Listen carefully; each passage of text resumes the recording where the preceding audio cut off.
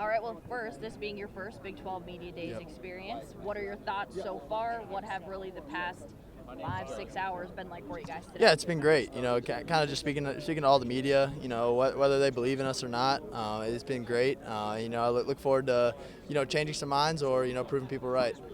It seems from talking with Coach Brown and all your other teammates as well that even though obviously last year picked to finish 14th, this year in the middle of the pack, the number is different, but still the same motivation for this team, thinking that you're still better than that preseason ranking. Yeah, and last year we were obviously really disrespected by the last, but I think even more so this year we're disrespected by I don't even know what they have us ranked at because I know we're one of the top teams in the conference, and we're looking forward to showing that this year. When you look at the schedule, I mean, obviously you've got Penn State, Pitt, but when you go into Big 12 conference play, you guys play 5 of the 6 teams ranked in front of you. I know really preseason poll, you can't put too much stock into it, but just in terms of a challenge, how big of an opportunity is the schedule for you guys this year? Yeah, it's going to be great. But last year we played 9 of the 13 teams ranked ahead of us. So preseason rankings they don't really hold too much weight for me. Because that's why you play the game. If the media played it, none of the 4 guys up here would have a job. Undervalued is a word that Neil's been using today to talk about you, Wyatt, all these guys up here. Do you guys feel like you're being undervalued as players? I don't think we really pay too much attention to that. We're kind of just worried about coming into work every day, getting better, and then we'll kind of let the results of the season do the talking for us.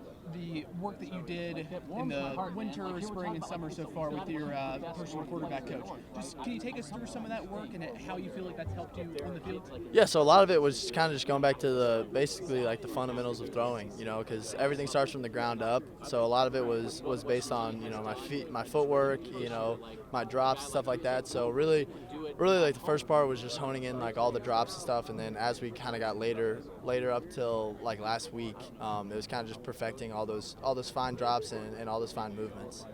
Am I correct in that you spent most of the month of May working with your quarterback coach and then it kind of got thinned out from there?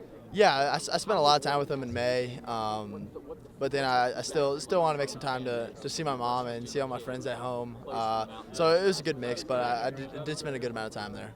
Along those lines, I know obviously you had said the fundamental stuff for you, that's really what you're working on. When you think of the core of receivers that you do have this year, not only the work that you've put in, but the work that they've put in as well, just how do you think that the pass game is going to improve from that standpoint of both sides collectively doing their part in the offseason? Yeah, I think the wide receivers done a great job this offseason, catching balls, and I think Hudson Clement's had one of the best offseasons I've seen from a wide receiver. He's done a great job. Really trying to get his body in the best shape possible. He's getting stronger, he's getting faster, and we got new guys like Jaden Bray and Justin Robinson that are coming along. I'm getting timing down with them, but they're adjusting well. And then you have like the same old guys like P. Fox, Cole Taylor, stuff like that too. They're Mr. Dependable, so I'm super comfortable throwing to them.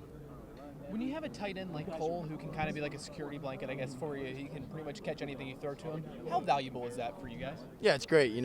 Tight ends are like the one position where you can guard them, but you really can't. Cole's 6'7", 260. So he can run. So basically, even if he is covered, he's still open if I give him a good enough throw. And I live with him now, so we have a really good chemistry going. You said back in the spring, high 60s, low 70s. That's where you want your completion percentage to be. Still married to that number, and where exactly do those numbers kind of come from? Like, why is that the goal specifically? Yeah, I'm not sure that there's a specific reason why that's the goal, but like definitely like 66, 67 and up is my goal for this year.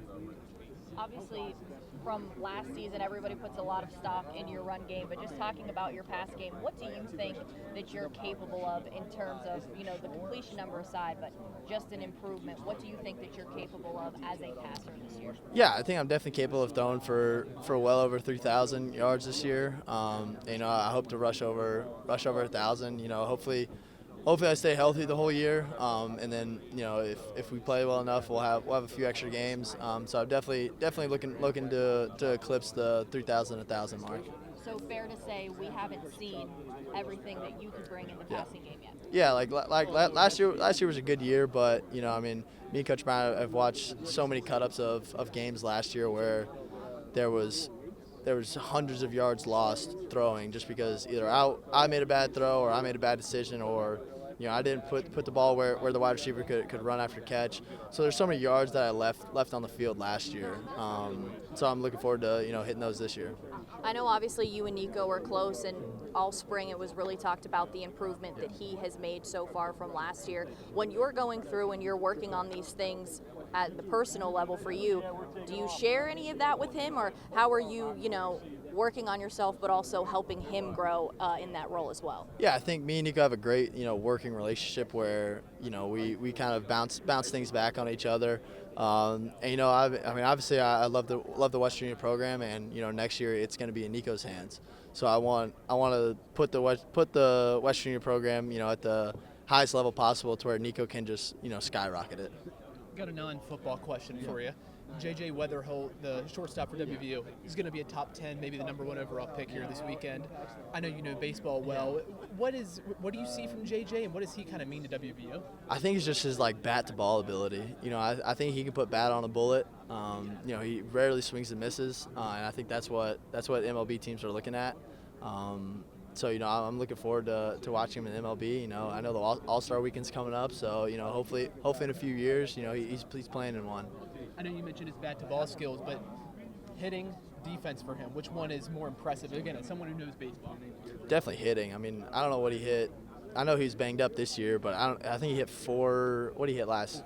449. Like he hit 450 in one of the top conferences in college baseball. So I think the sky's the limit for him. Going back to this morning when you guys got to play the college football game, Yeah. What was your experience like playing that, and who did you play as?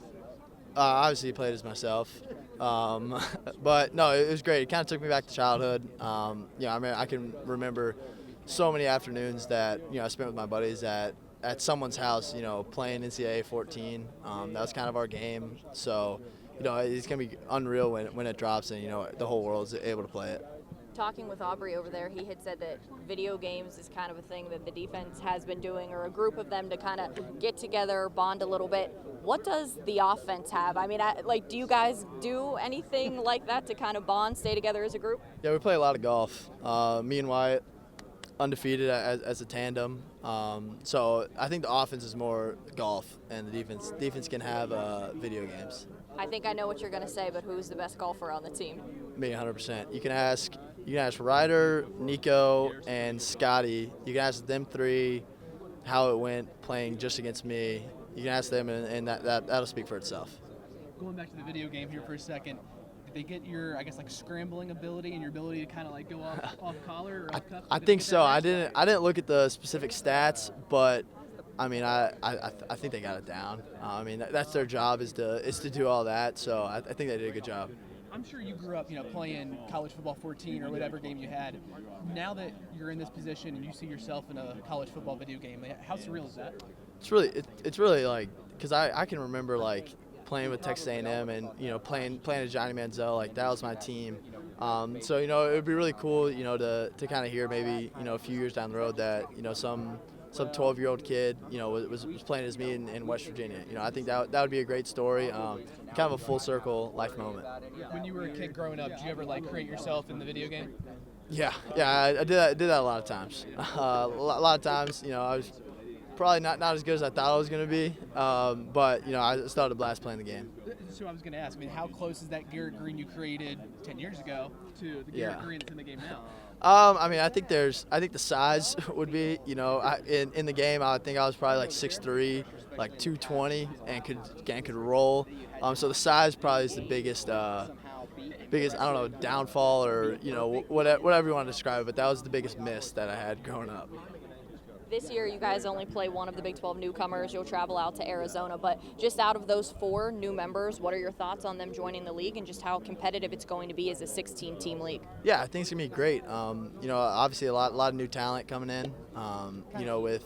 With the 4 new teams. But I think that's the best part about the Big 12 is you can be beat on any Saturday, but you can also beat anybody on any given Saturday. So I think that adding 16 teams and playing everybody and playing out on the West Coast, it'll be a great experience, and playing for college football in the future, it'll be great.